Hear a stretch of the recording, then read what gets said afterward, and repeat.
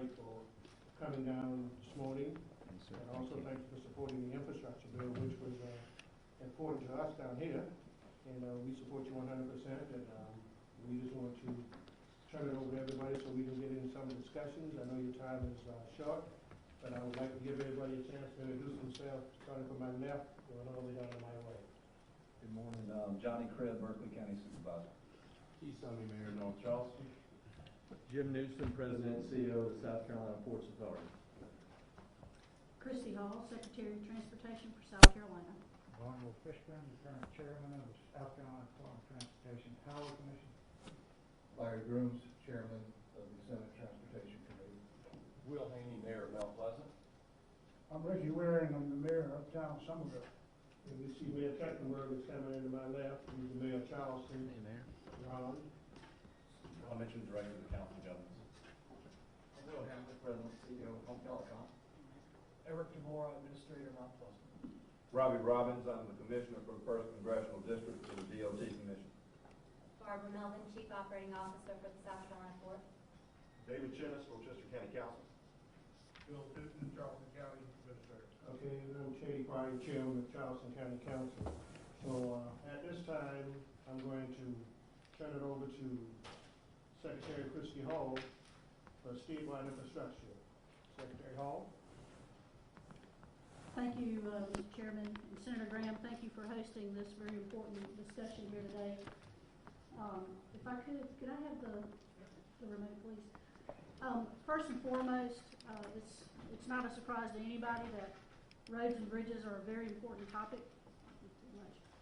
here in South Carolina, as well as the rest of our infrastructure, ports and our rails, airport, broadband, water, sewer. All those are obviously very important infrastructure components here for us here in South Carolina. But I'm going to talk specifically about roads and bridges, and in particular, just how important the passage of the bipartisan infrastructure package is for South Carolina from a statewide perspective, with a little bit of Charleston flavor to it. And again, Senator Graham, your leadership in that effort is very much appreciated here at the state level. We recognize you as a champion for infrastructure for our state in Washington, D.C., and I just thank you for your leadership in that, sir.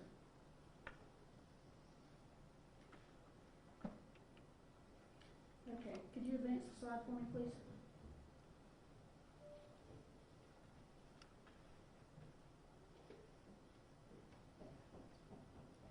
Need broadband. Technical difficulties. It's a Monday. We're working on it. South Carolina has the 4th largest highway system in the nation, which is kind of hard to believe, but it's the truth. For a state as relatively small as we are geographically, we have a very large road and bridge network here in our state, which is obviously, in my opinion, a huge component as to why we're so successful from an economic development standpoint, as well as just being able to accommodate the movement of people, goods, and freight all across the state. We also have the 10th largest population growth here in the nation, and in this particular region in particular leads the nation with very rapid growth, which brings with it a lot of congestion and a lot of delay on our roadways. And this is as of the 2020 census. Next, please. So the bipartisan infrastructure deal that Senator Graham helped lead through and champion for us here in South Carolina through the Senate really brings a historic level of funding here to South Carolina to deal with our aged infrastructure, as well as the congested roads that we have here in our state. It brings about $4.9 billion to South Carolina over a 5-year period, including a $1 billion boost in new funding here to South Carolina. So $4.9 billion total, including $1 billion of additional funding here, which is roughly a 30% growth in highway funding here in South Carolina. And what will we look to do with that, and what's the needs here in our great state? Obviously, bridges is a topic of frequent discussion, whether it's here in the Charleston area or elsewhere in the state. South Carolina currently has 763 bridges all across the state that are in poor or substandard condition, many of which are structurally deficient. They're safe bridges, but they do need some work to be done to them before we have to close and detour traffic. So this picture here is a picture of the US 15 bridge right here in this region that we replaced over Indian Swamp Field. This was an expedited project that we did using federal funds to get this project reopened, basically to help support the movement of goods all across this particular region. The detour when this bridge was out of service was to detour traffic along the interstates, which is obviously not a great idea to add more congestion to the interstate. So the federal program that we have helps fund projects just like this that are much needed. Next, please. I mentioned that we're the 10th fastest growing state in the region, so congestion, or in the nation, so congestion is obviously a big, big issue for us, especially here in Charleston. The nonprofit national group called TRIP recently released a report, and it zeroed in on the amount of congestion here in the Charleston area in particular. It mentioned that in any given year, people in this particular region spend about 60 hours a year just sitting and stuck in traffic. 60 hours a year. Just think about that. That's a week and a half of work that you're wasting just sitting in traffic trying to get from your home to wherever you're trying to go, or from your work back to home, or your weekend travel. Traffic in South Carolina generally has increased by about 30% over the last decade. So with all the growth that we're having here in the state, both from a population standpoint and an economic development standpoint, we are really bursting at the seams and have to have funding to help boost the widening projects that we have planned in the pipeline for this all across the state. And this bipartisan infrastructure bill will help us deal with that issue, and so the passage of it is absolutely critical for South Carolina in particular. One of the great things from my viewpoint, and I'm sure most of y'all that deal with infrastructure projects, one of the beautiful things in this particular package deals with regulatory reform. So typically a big project will take about 7 years if it's streamlined, to as much as 14 to 15 years if it's not. So what this regulatory reform does is it takes that 7 to 14 year time frame and compresses it into a 2-year time frame. This was actually something the Trump administration had put in place via an executive order. It's called One Federal Decision, and we've benefited from that here in South Carolina. We're one of 5 states that look to pursue that, and we're successful in using that approach on one of our projects here in the Palmetto State, and it's something that we're very excited to see in the final language that went to the House. So Senator Graham, I know that you're a big proponent of cutting red tape, and this is a huge win for us here in South Carolina. So with that, Mr. Chairman, Senator, I'm going to pass it back to you to lead to the next speaker. Thank you. Thank you very much. Ron Mitchell, who's our Charleston, Berkeley, Dorchester Council of Government. He's the Executive Director. Mr. Mitchell. Well, Senator, I want to thank you for your time today, and I want to thank you for your support on all the many projects over the years, and your staff support. They've always been fantastic to help us as we try to move projects through the pipeline and get them to where we can actually get them funded and constructed. Just a couple of things to put things in perspective. Right now we're adding about 38 people a day. As we get finished with this pandemic, we expect that to move closer back to 50 and maybe even more. As you know, prior to the pandemic, we were right there at 50 people a day. Our population is going to double to 1.4 million by 2040. And obviously the employment is going to grow. That's amazing. So right now we're probably looking at about $8 billion in estimated planning projects that are underway. Senator, that's not anywhere near this list. This is our long-range plan.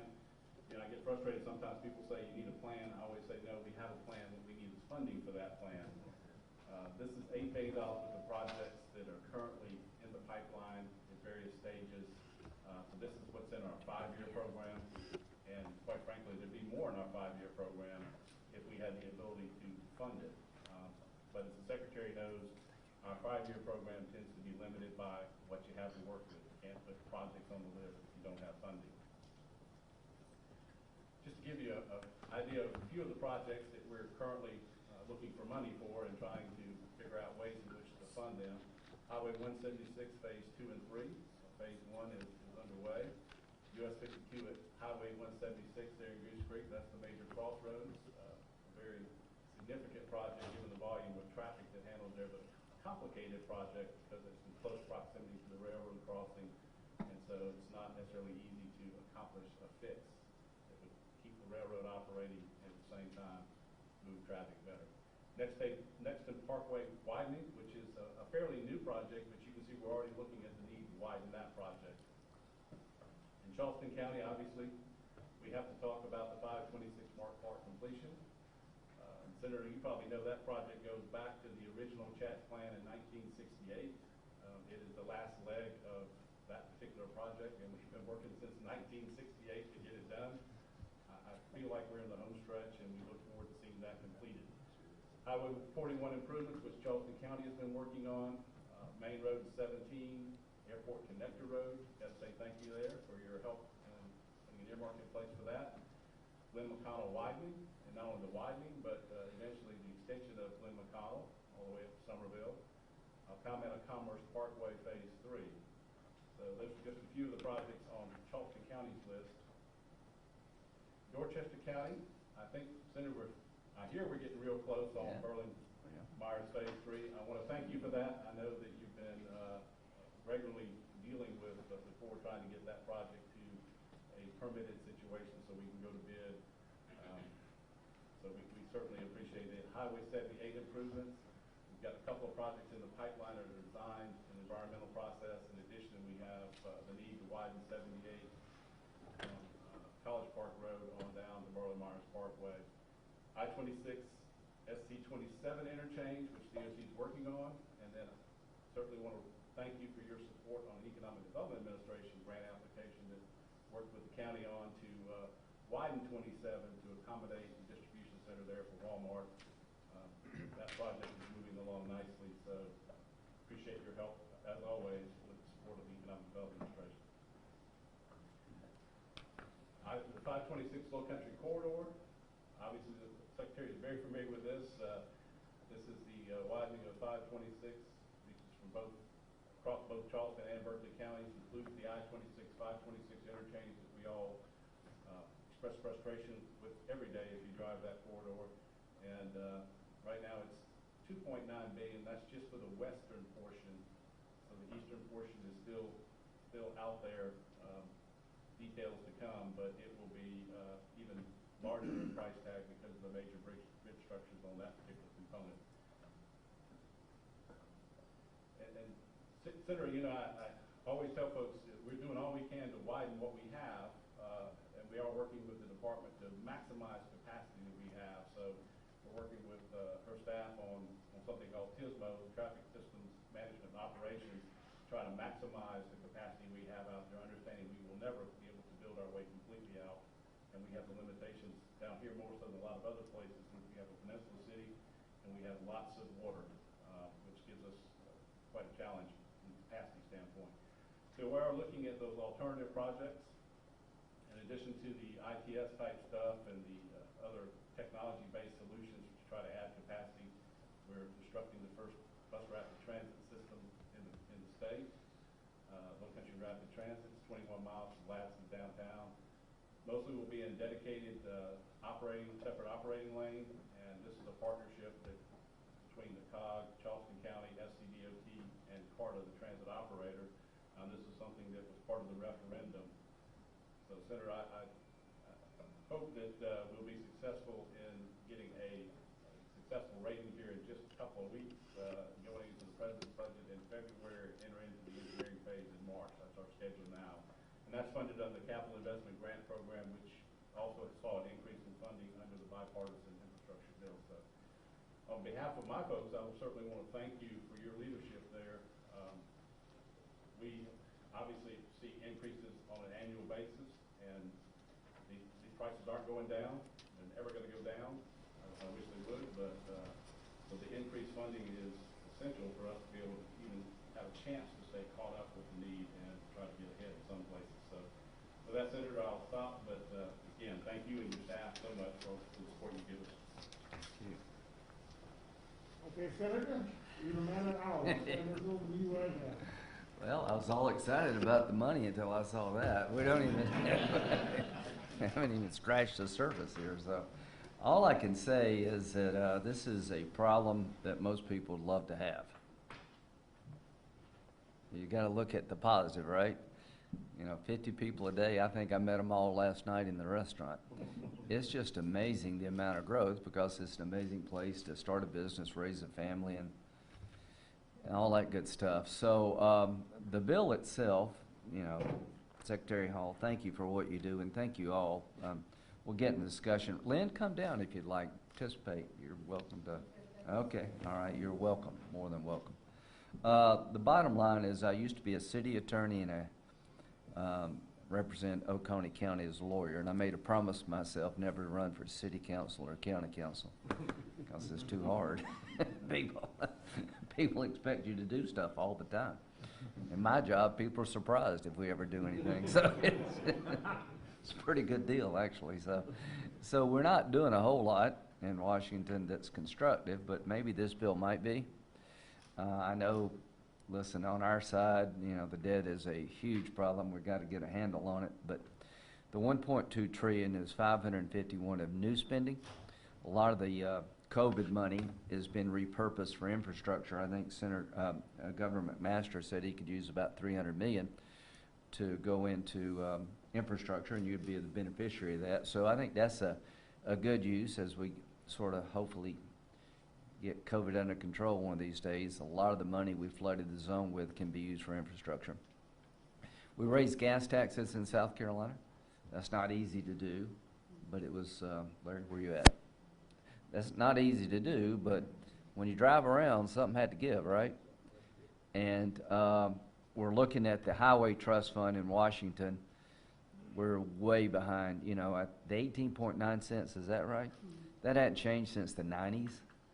And on the federal side, the revenue coming into the Highway Trust Fund needs to be adjusted because the needs do not match the fact that we haven't adjusted it in like 30 years. And I know that's hard politics, but I think most people are willing to pay into the system fee and get something for it. So I think a lot of local initiatives here have been successful because people understand what you're trying to do with their money. The problem is we take so much money from the American people and you can't really understand where most of it goes and you don't see a benefit from it. But in the Highway Trust Fund, it goes to good stuff. So I'm going to try to work with Democrats and Republicans to come up with a sort of a national strategy that deals with the reality that America's highway needs are being neglected, bridges and roads and our ports. We're trying to modernize them. But what do you do when half the cars on the road become electric? That's coming. That's good for the environment.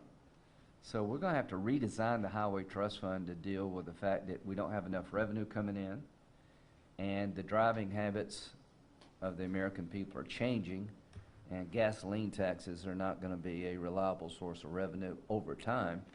And every major car company pretty much in the world has set a goal of transitioning away from gasoline-driven cars by 2040. A lot of this bill starts putting in place the infrastructure for the electrification of the fleet. I'd like to get ahead of something rather than play catch-up all the time. And the $1 billion of extra money for South Carolina, well, you could use it all right here, right? Yeah. Well, I can't spend it all here. So if I put it into the system, I trust y'all to make the triage decisions you have to make. Now, earmarking. Every other thing is named Strom Thurmond or Fritz Hollings because they were very good at bringing stuff back to the state. We're out of the earmarking business now, but we've sort of gotten back into it. Now, what does that mean? It means that a member of Congress, a senator, can say, in the federal budget, which is trillions of dollars, I want X amount of dollars to go to this project. We're having a pilot project of taking $8 billion out of like $2.5 trillion, $3 trillion, and allowing members of the Senate to, on both sides of the aisle, to dedicate some of that funding. So I'm going to go back into that business because I think I know more about South Carolina than most people up there, not from South Carolina. And the way I understand the needs is talk to people like y'all. You have one thing in common. Some are Republicans, some are Democrats. You're in a job where you really can't hide. I'm in a job where you can go on cable TV and blame somebody for everything. And it's never my fault, right? So, but in your business, you're where the rubber meets the road in terms of governing. And people understand pretty quickly, is it working or it's not. So that part of government I really like, because there's a level of accountability in your world that doesn't exist in my world. And I'd like to be a partner to the extent I can. I'm willing to take a few shots to do that. So this bill is 1.2 trillion. It will help, but as you saw the chart, we could do a lot more. And then 3.5 trillion has got zero to do with roads, bridges, and ports. We got this ass backwards. You know, we don't have a human infrastructure problem. We've got roads, bridges, ports. We may have a human infrastructure problem, but the problems of roads, bridges, ports, real infrastructure, I think, is just getting out of control. So what can the federal government do? So this bill helps on broadband. During the pandemic, what have we learned? That sometimes you can't go to school, and if your computer systems don't work, your kids fall behind. If you're an older person and can't get to the doctor for different reasons, you know, broadband is like electricity for the 21st century. The rural co-ops have been a godsend to South Carolina. I'm a big co-op guy. Well, they have the infrastructure to deliver electricity. I want them to get involved in delivering 5G. Because if you're not 5G available, there's a lot of the economy is going to leave you behind. We've learned that you don't have to go to work traditionally every day. You can do a lot of things at home. Well, all that really depends upon having high-speed internet that's reliable. Medicine is going to change. There's a lot of interaction between the patient and the doctor's office that will keep you off the road. You don't have to go to the doctor's office. All this stuff is changing, and I'd like to get South Carolina into the game and lead. So we've got a grant program in this bill. I think it's $60 billion, where the states can direct the last mile. Rather than me telling you where to put it, the states can direct the last mile. So bottom line is, I think it's more good than bad. I don't know if it's going to pass or not. It's over in the House today, and the liberals want to tie the 1.2 to the 3.5. And if that happens, it'll sink. You just don't always get what you want, as the Rolling Stones say. I mean, you can't get it all, right? And so I'm trying to find a way with Democrats and Republicans to put some money in the pipeline in areas that we all know there's merit to. Ports, the changing way we drive, roads and bridges, and broadband. And the regulatory changes in this bill are probably more valuable than the money itself. So if you ask me the thing I'm most proud of, it is the fact that we've created a regulatory process that can allow things to go faster than they're going today. And time is generally money, but Jim told me when it comes to deepening the port, the longer it takes, the cheaper it is. So this should be the cheapest project in the history of the world. Jim and the port folks have never taken the eye off the ball. It's been a collaborative effort over a lot of years, and this thing's almost failed like 3 different times, but we're going to get there. But in terms of time, it's taken us longer to go to 52 feet than it did to build the Panama Canal. So regulatory reform would be good. So with that, I'll shut up and get more input. Secretary Hall, you have been a godsend. You have just really been a great steward of our infrastructure needs. And to the rest of you, I'm working on Berlin Myers. We're going to get there. We call about every month, right, Mayor? That's right. Yeah, and the Corps, I want to give a tip of the hat to the Corps here. They're trying to get to yes. This is the most collaborative community I work with. Most people think of reasons why they can't do things. Y'all think of reasons why you can. And it seems to be, I'm sure there's tension everywhere, but the collaborative nature of local government in the Lowcountry has allowed you to meet the demands with the limited resources you have. And I just want to tip my hat to y'all, because a lot of places I go, not so collaborative. With that, I'll turn the floor over. Jim, would you want to give us an update on the port, and we'll just take questions and comments and anything you want to do. Well, thank you, Senator. You were the first sitting senator ever to go to a Civil Works Review Board, so you've been a champion of our project from the start. And this was the first project under something known as smart planning, which I was curious what the planning was before when they called this one smart planning. But it's all worked out. We're on track. The project will be finished in November of 2022. We get the deepest harbor on the East Coast at a time when it's really needed. There are only 15,000 TEU ships being built in the world today. And then, as we discussed, we go about the business of getting some reimbursement because we've overspent, our share relative to the prospective shares. We have planned our port infrastructure extremely well. I would really say that we built the only new container terminal since 2009, the only one that will be built before 2030.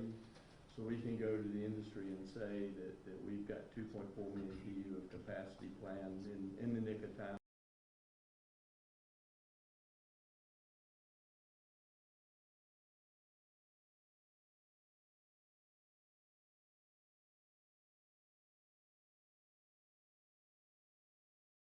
Trucks a year off the road, so I think that's pretty important as far as that goes.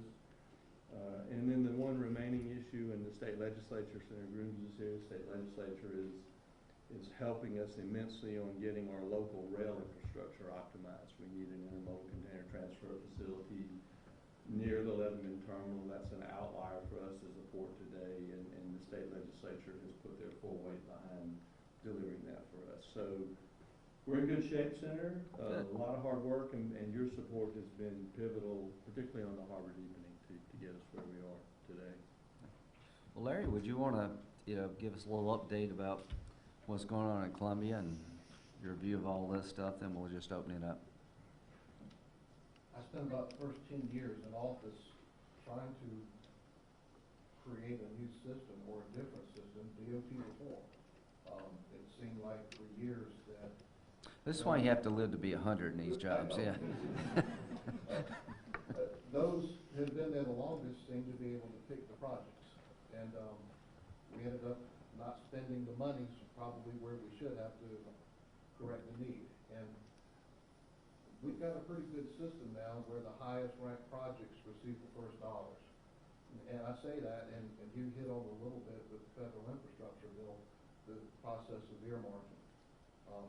Because of what we have in our state, I would strongly urge you to please work on a way where we are able to put our dollars to where it has been determined through a process where the highest priority projects are funded first. And we can spend all the money we want to have a world-class port, but if we have a traffic jam on I-26, we can't move those containers. And that affects every aspect of our economy in South Carolina. No matter what county you in, if the containers aren't moving up and down I-26, it's hurting your local economy. So from a statewide perspective, I would ask that, and you've touched on it, and I appreciate your candor on that, about the earmarking process. Let us help make the last mile, and I appreciate your leadership on that. We certainly have our needs here in the region. As you saw, $8 billion that brings us to where we should be right now, and that's a tremendous sum of money. But appreciate you working for us and looking out for the entire country. Very kind of you. All right, let's open it up. Questions, comments, insults? I just want to Mayor? acknowledge. I like this chairman's override. I got to get me one of those things. I like that. Only in Charleston County. Yeah. I just want to acknowledge and thank Christy for all she's doing. She's been a wonderful addition to the state of South Carolina. I agree with that. Local governments, and is doing a wonderful job. And contrary to popular belief, we have an excellent working relationship with the Port Authority as well. They've come up with $40 million to help us build an overpass The state will be doing the overpass at Duran and Rivers, because you've got a train that moves 5 miles per hour across there, and at one time it lost every crossing through Spruill Avenue all the way through Meeting Street Road. And so that overpass is a must for us. Where we're going to need help is that with the rapid transit system, the $40 million that the port has appropriated for the overpass helps us take care of the 4-lane traffic that would normally be there, but we're gonna have to go to 6 lanes to deal with the rapid transit system. And that is not funded at this time, and that's where we're going to need help working with Ron and that group so that we can get that traffic moving forward. City of North Charleston is the 3rd largest city population-wise in the state of South Carolina. We're the #1 city with traffic going through it in the state of South Carolina. Well, I believe If you're going anywhere you want to go, from West Ashley, unless you cross town, if you're going 526 or I-26 or Rivers Avenue, Dorchester Road, all that comes through the city of North Charleston. And we've got a population of about 120,000. But on any given day, there's 350,000 people in the city of North Charleston. And while they're here, we have to serve them and enjoy serving them. But the accommodations that we need in moving people so that the quality of life doesn't have an ill effect is very important. And I think this is a step toward going in that right direction as we continue to advance, grow. The economy is continually growing. We're seeing Berkeley County and Dorchester County, thank God, is taking some of that growth off of us now. We've gotten smart. We're building houses out where the industries are coming so people can live, work, and play in those areas, and that's a must. But we just pulling together, I think, is the greatest opportunity we have to meet the needs of all of us. And so I just want to salute Port Authority for coming on board and working with us. And Christy, I just want to tell you, you are a godsend to the state of South Carolina, especially the Lowcountry. We're glad to have you. Senator, thank you for all you do. Yes, sir. Hey, Mayor. first, thank you Yes, sir. for leadership on infrastructure, and you're so right. We are blessed in the Charleston metro area to be a growing, vibrant region, and I too am concerned about the federal debt, but this is an investment in our future so this region can pay those taxes and help pay those debts in the future. We all probably have our favorite projects on the list that was presented to you. I must share that one of mine is the completion of 526. It'll serve hundreds of thousands of citizens in Charleston County to reduce congestion, to create a future for Lowcountry rapid transit when it goes in other places, to create other mobility for bike and ped. It's a critical project to complete along with the Lowcountry rapid transit. But I did, Senator, want to share, now you work on this with us, and thank you for that, but let's add drainage and mitigation from flooding to that list of road, bridges, and broadband. And I'm just going to give you one example. The city of Charleston directly took on a project because Highway 17 is a great state federal road that the Department of Transportation built. And Christie has all these plans to build new roads and improve the ones we got, but they're no good if they're covered with water. The city of Charleston took on a $200 million project just to keep water off of the Septima Clark Parkway, which a year from now will finally be operational by gravity, and a year further with a pumping system. $200 million, a city project, just to control water on one short segment of highway. So please keep managing water and mitigation of flooding in mind as we talk about this infrastructure in the Lowcountry. Thank you. Yeah, there's money for that in this bill because everybody along the coast is having the same sort of effect here. How do you mitigate rising tides and all that good stuff? Thank you, Senator.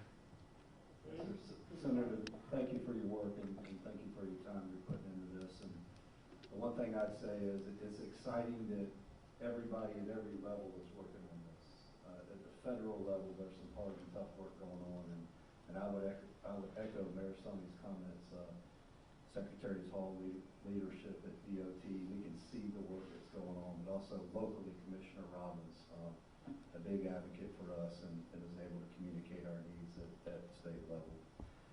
In Berkeley County, we have we have the state with their funding, federally this funding, and our local counties, we're not just sitting with our hands out waiting for money to fall. We're asking our voters to vote on an additional tax. And Berkeley County, we will have spent, I think we put $140 million on the road just in the last couple of months. Almost $400 million total in the last. Is that a sales tax? What is it? 1 penny sales tax. Yeah. How's it going? It's going great. And our voters, in November of '22, we'll ask them to re-up it. And it'll be a number, $500 to $700 million or so. And if you look in Berkeley County and you think about Clements Ferry Road widening or Henry Brown widening, a lot of these major intersections, those were all projects that resulted from the penny. Sometimes we get federal, God share money and stuff, but when the federal government, state government, or local governments don't just sit back and go, we wish the state would pass this, or we wish the, so at the local level, and we're excited that when we ask our voters to vote on the next one, there's a lot of anxiety involved in that every project that we said we would do will either have been completed or started when we ask for that penny. And we think it puts us in a heck of a spot. And when it comes to all of this money coming at Berkeley County, anybody knows me knows I'm extremely conservative, fiscally conservative. And we know we're not going to pay back this debt. So using these funds, the state funds that come down, our federal funds, I think we need to do generational projects. Yeah, I agree with because our that. kids and Yes. grandkids are going to pay for this. Absolutely. So it's easy to think of willy-nilly projects that you could do and capitalize on that you might have accomplished in your regular budget anyway. But thinking about who's going to pay this back, it puts us in a generational mindset. I agree with that. How many of you believe that you're dealing with problems that people before you pretty much ignored? All of us, right? Because nobody on their watch wants to do the things that you're talking about. And sort of my goal has always been that when my time is up, that the people come after said, well, you put in place some things that I can build on, that I can spend the money of my time on things that will make my life better, not just having it dumped on into my lap. So that's sort of what I try to do, like with earmarking. Larry, I did the $16 million for the connector road to the airport. Because it's not only like people want to come here, right? A lot of people fly here. And the airport's becoming a very big sense commerce. That 16 million got a big bang for the buck. If I put it in the interstate, it probably gets lost pretty quickly. So I'm looking for money that can make a difference and get you over the top on things that are bigger than, a single need. Anything else? Anybody else? Dorchester County. We'll get to you, Mayor. Appreciate your time today and the time you spent with us. It probably won't surprise anybody in here. I may not be. I'm excited, definitely, for the infrastructure bill. I think the challenges we face in Dorchester County. I wish I was as excited about the Corps' decision as you are. We've been told that for years and years and years that this was happening. The most recent one was we would hear by the end of September that the permits were there, and we have 3 days. At that point in time, Dorchester County, unfortunately, is one of the first counties in the state of South Carolina that implemented this 1 cent sales tax. We spent most of that money fixing state roads, not fixing county roads. Right. We hear about that constantly. So our ability to put another 1 cent sales tax in place is hampered until 2025 at best. Until we retire this current debt that we have with $35 million sitting there waiting on the Berlin G. Myers Parkway. Right. County Council in Dorchester County, we've been proactive when it comes to, we try not to build in low areas to stop flooding.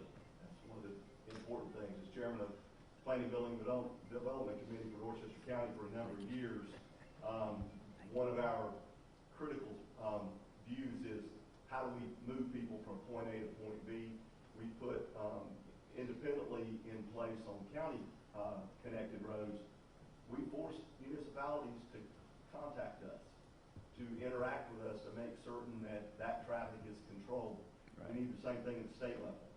We can't just rubber stamp a development that attaches to a two-lane county road unless they put traffic control in place. I mean, that's one of the challenges that I think we face here. Hopefully some of this infrastructure bill will help us fix some of these county roads. Unfortunately, I'm gonna tell you, I'm not holding my breath on the Corps of Engineers unless you tell me that that was them calling you, telling you that the permits are coming through. No, I feel really. Appreciate everything that you've done. Yeah, I feel really good about it. I think we'll get there. They've been great. Yes, Yeah. thank you very much. Thank you for talking about our collaboration, and I want to just bring out one thing from 2018. I've been mayor just a few months, and they told me that Secretary Christie Hall was going to give me a phone call. And I said, okay, I was at home eating a sandwich and petting my dog, and I got a call, and in that wonderful South Carolina accent of hers, she said, Mr. Mayor, I need to talk to you about the 526 bridge over the Wando River. I said, okay. She said, well, we're going to have to close it down and do some repairs. Well, I was thinking in terms of the Ravenel Bridge when they inspect the cables and stuff. I said, well, we can plan on that. I said, when are you going to shut it down? She said, in about an hour. And so when you get that phone call that your infrastructure suddenly is failing, now that was a maintenance and it was a fixable thing. It wasn't a catastrophic failure. I don't want to spread any rumors. You have no choice but to collaborate, right? Mayor Tecklenburg and Mayor Summey, it affected all of us, 35,000 people a day.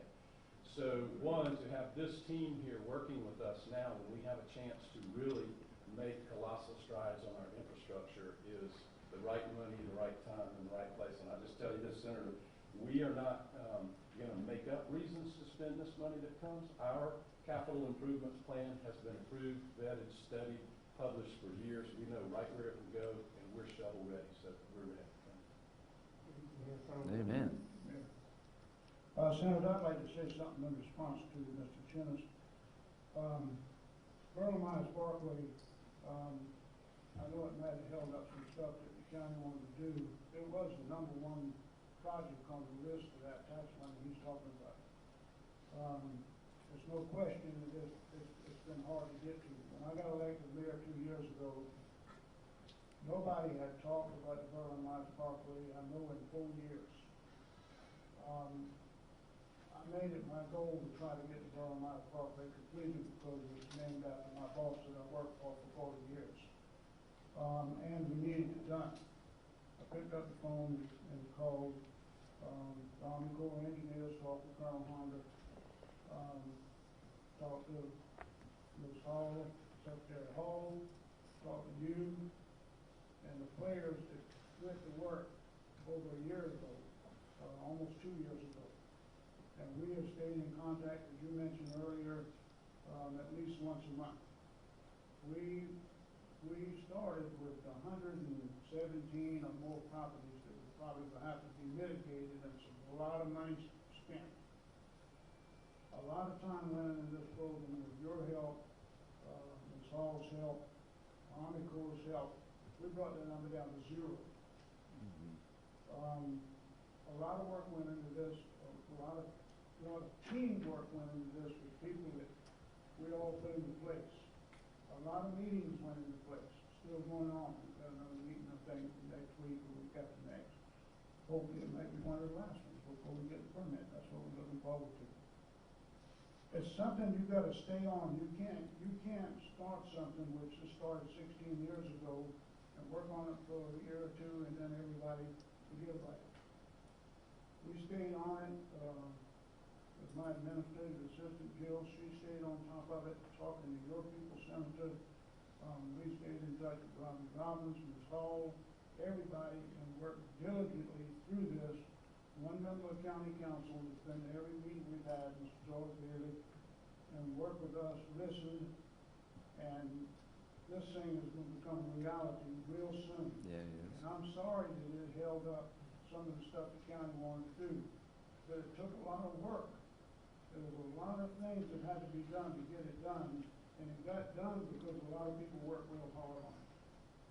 The highway department, your staff, and the Army Corps of Engineers that I heard for years were fighting the Berlin Myers Parkway.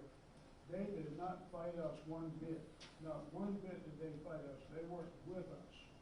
Colonel Honda and then Now, the new journalist down there is working with us just as hard as he can do. And it will be a reality. I just found out that it takes time to make all this happen. When you look at 100 and some odd properties, and I know that Secretary Hall knows exactly how many it was, but I know it was over 100. It takes time to work to mitigate those properties where you don't have to buy them or raise them. I walked down to some of them myself, personally observed them. Some of them we were going to have to buy, because we didn't have the money in that parkway to buy those properties, and we didn't have the money to raise them. But somehow, because of somebody's hard work, we were able to get by without doing anything and getting them out of the program of the right way and saved a ton of money. So I just want to say that thank you so much, you and your staff in Washington, the Secretary of Staff, and the Army Corps staff for helping us get this far. And I pray that we'll get that done. And if everybody just works together, I've found out that you can make things happen. It just takes a little time, that's all. And if you're willing to just take that time, you'll get it done. So thanks very much. Well, thank you, Mayor, and just to kind of follow up on what you're saying, the reason I picked this project is because it got to be intriguing. Like, it's been going on like forever, right? Yeah, anything has been going on since I was in high school needs to get done, because I'm falling apart, so I know how that thing must be doing. So, the bottom line is the Corps, the Highway Department have found a way, like 117, I think it was, people are gonna have their houses bought. Well, none of them now, because we found out how to move water around. There's got to be a better way to control this, and the Corps and everybody, Highway Department came up with a better way. Do we still have more roads in the state system than any place in the country? At one time that was true. Is that not true now, or is it? We're the fourth largest. If you just look at the roads that other states don't have in their system, if that's all we had to maintain, we'd be the seventh largest system. Okay, now let me tell you how that works. I was in the State House for 2 years. If you can dump it into the state system, you're a hero to the county or the city, right? That's what you're saying. There are people dumping it into your system. So this is sort of a shell game we've been playing with roads. We've been very good at the local level of putting a lot of stuff into the state system, and apparently the county level too. Towns have been able to do that. So I've learned one thing. There's only one taxpayer. You know, with the state, local, federal dollars, you're sitting on it in your wallet.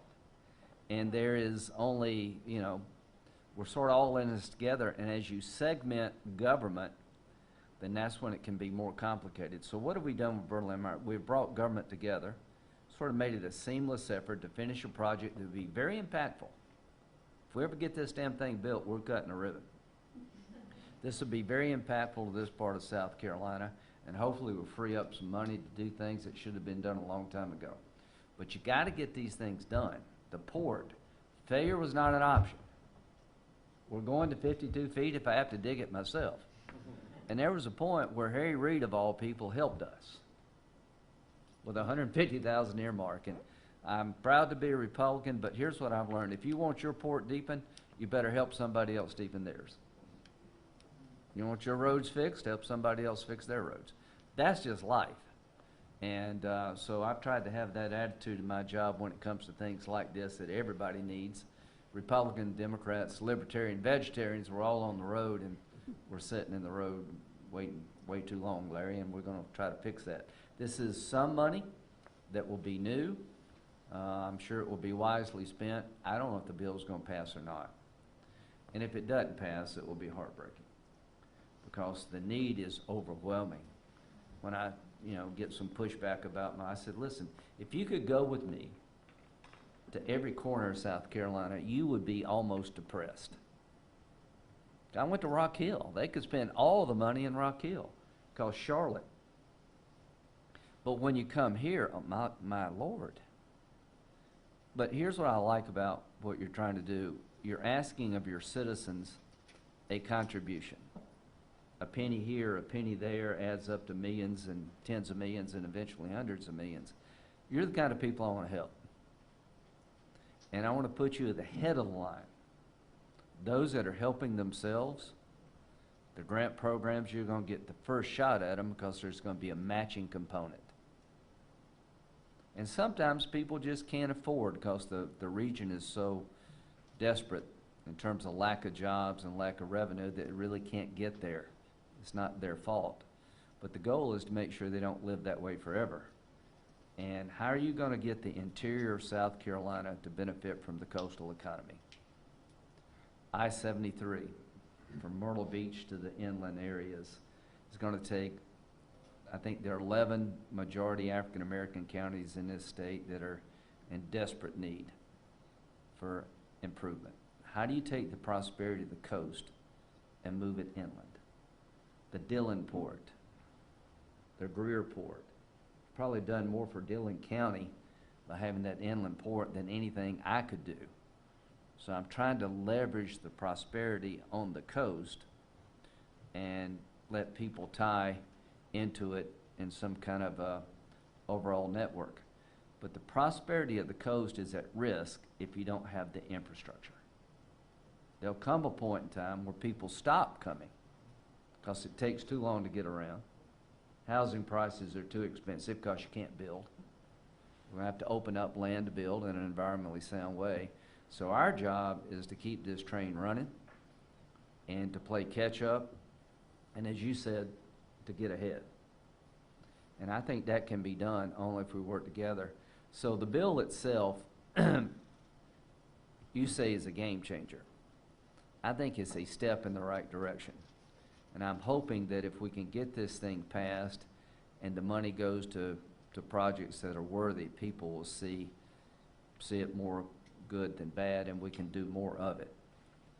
And that's why I'm here today, so we'll take a few more inputs, and I'm gonna have to go. Hey, Bill?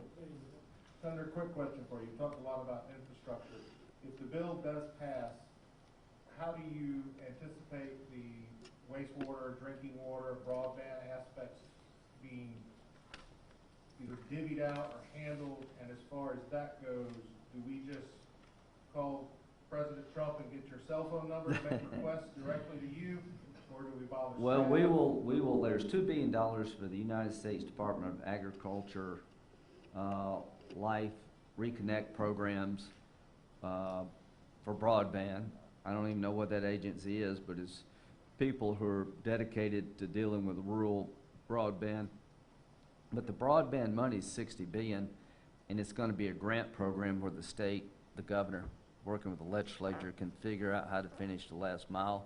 You'll go lobby to them. All the programs you work with regularly on clean water get more money. Just everybody gets more money. We didn't really create new government, we streamlined the existing government. The $1 billion that comes into the coffers for Secretary Hall, she'll be the one spending that, not me. Just trying to get that, project over the top. So the thing I like about it is it's not creating a massive new system as much as trying to streamline the one we got and put more money where it makes sense. So I don't think it'd be too hard to figure out. Yes, sir. Senator, I think, contrary to what some of you others are talking about here, I think it was a period of time just a few months ago when it was actually pleasant driving on the roads here. But that's because everybody was working remotely and being educated remotely and seeing their physicians remotely. So I applaud your efforts in getting more money to broadband because what also we found out during that time frame is there was a huge data divide, and especially in rural America. So I applaud your efforts there for getting more money focused on broadband. I think there's a recognition now that not only is it needed for education and everything else, but it actually mitigates some of the other infrastructure needs. Yeah, I think broadband, do you agree that infrastructure now has to include the internet? The internet's just as valuable to the economy as roads or bridges or anything else. That's what you're talking about, the future. So if you really believe electric cars are going to be more plentiful rather than less, I'd like to be the state that kind of figures that out. We got Volvo and BMW. they're going to an all-electric fleet. And why do people come here? I mean, you can go to anyway, you know, like Volvo and BMW and Boeing and Michelin, and they can go anywhere in the world. They choose us because it's a good place to live, got very pro-business representation from the top to the bottom.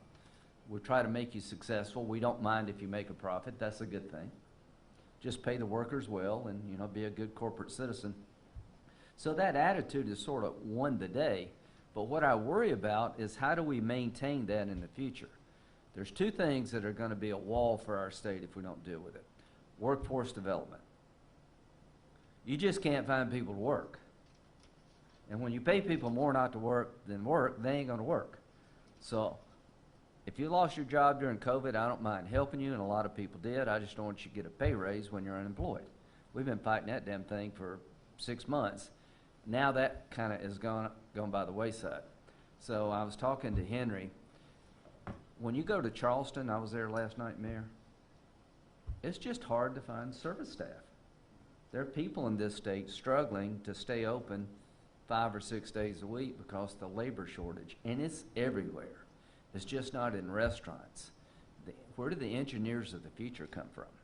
So the bottom line for me is I want to spend a lot of time making sure that the kids that go to school in South Carolina come out ready to go to work in an economy that's ever-changing.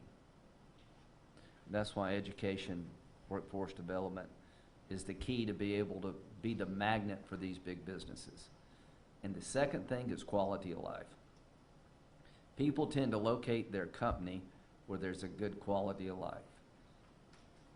Affordable and ready health care, decent schools, roads, water, and sewer that allows you to enjoy the day. And that's been our ace in the hole in the past. And the problem we have now is we're a beneficiary of our own success. And I'm telling everybody in the delegation, the next decade is going to determine whether or not we can maintain this. So as you ask your people to do a penny sales tax, and I know that's tough politics, I'm going to keep working across the aisle to get as much money within reason into our state to make sure that we maintain the status we've earned throughout the world as the best place in the world to do business. And I think, quite frankly, the next 10 years is going to be very outcome determinative in terms of whether or not we can maintain that status. You're seeing states fall behind because of the lack of attention to the problems I've just indicated to you. My partner, Tim Scott, was the county council chairman. He understands this very, very well. Our delegation is very much focused on the needs of South Carolina. Congressman Clyburn is a joy to work with when it comes to state issues. So we got a good team, I think, in Washington, but the team that I'm most concerned about is at your level. You're being asked to do so many things without the resources to do it. And I want the public to know it's not from lack of effort, it's from lack of resources. And over time, I hope to be able to dedicate some of those resources to your needs from my day job, to be your junior partner, not telling you how to do it, but being there when you need something done, and focus on those lack of resources in a responsible way, and try to plan for the future, because the future is upon us. Transportation as we know it is going to change in the next 20 or 30 years in the most dramatic fashion. The ability to deliver health care, the potential of people being able to use the internet and not have to go to work 5 days a week is upon us. And more companies are creating work environments for their employees that do not require a commute to the office. Think of roads. Think of what would happen if more and more people could work from home or have less of a travel every day, how it would free up everything. The states that have that infrastructure are the ones where these people are going to come. And I want them to come to South Carolina. Thank you all very much. And anything else? Appreciate the time and the use of the space. And, I know you got a Hartman at 12, so we gonna dismiss it. I want to thank you as well as Secretary Hall, Senator Bloom, and all those elected officials that showed up here today. And Jim, I want to thank you as well from the board. But we're stronger together when we work together. And we're here at Charleston County. You know, we want to be a partner to everybody we can, and we want to do things the right way. So again, thank you, Senator, and thank you everybody for showing up. All right, thanks much. Yes, He ma'am. has to go. He's got a 12 o'clock. He's got to get. Well, go ahead. Go. I got a minute. Yeah, go ahead. Good morning. I Good thought morning. we'd have a chance for public comments. We have all of the legislators Yeah. and county council and everybody sitting at the table. Go I'm ahead. Virginia White Jameson. I'm United States Air Force retired, and thank you so much for God serving. bless you. And the 315th wing, which I'm a member of. Senator Graham, I sat here and I listened to everything that was being said. And then quality of life came up, and I was so impressed. For the last 10 years, sir, I have been working on quality of life issues for my community and the I-26 corridor. Everyone here knows me. I have been around the block, Senator. I've been in your office. I have addressed this with Secretary Hall, everybody at the local level, state level, and at the federal level, sir. We, the people of this corridor, are inundated with noise. And that is one of the most debilitating things anybody can go through. And I wanted to take this opportunity just to come and stand before you in this and this body to tell you that we do a disservice when we grow economically and we do not look at the quality of life of the citizens in these communities. I'm not looking for a job. I'm retired. I've worked for 45 years and more, and I am a servant person. And I talk to people and find out what their needs are. And the people in the community where I am the city councilwoman, they need some help. We need some kind of reduction in noise. We have changed the motors and the accelerators on If we ever get electric cars, you'll have solved that problem. You know what the big problem with electric cars are? You can't hear them.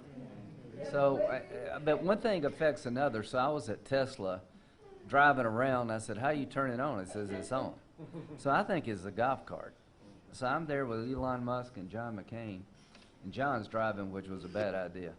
And so he hits the gas, and it will almost get whiplash. I mean, these things can go, they're quiet, but you got to put a beeper on them because blind people can't hear the car. So if we ever get to electric fleet, your ship has come in. But sir, now, in the next 10 years, which is my years, I think we need some help right now. Okay, And we'll help again, where we can. You probably have my timeline on your desk for the past 10 years. Secretary Hall has it. Everybody here knows about this corridor. And as we grow economically, as we grow as a community, we need some noise reduction on that corridor. Because these are our affordable homes. Thank you very Talk about much. Affordability. Yes, ma'am. Well, we are living in our affordable homes. Thank you so much. Thank you very for much. Yes, entertaining ma'am. my Thank you. comments. There we go. Hey, good.